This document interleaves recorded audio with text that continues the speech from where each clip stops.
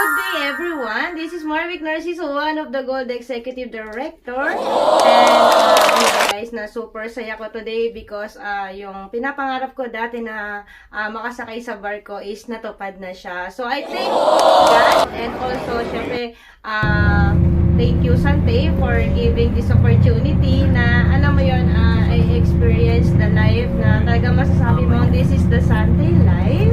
Ang saya-saya, super relaxing. Talagang nag-enjoy kami together with my partners. So, guys, if you want to achieve this kind of opportunity na in-offer ng company namin na Sante Bar International, you can ask me a question or PM nyo ako sa lahat ng mga details, information na pwedeng makatulong sa inyo.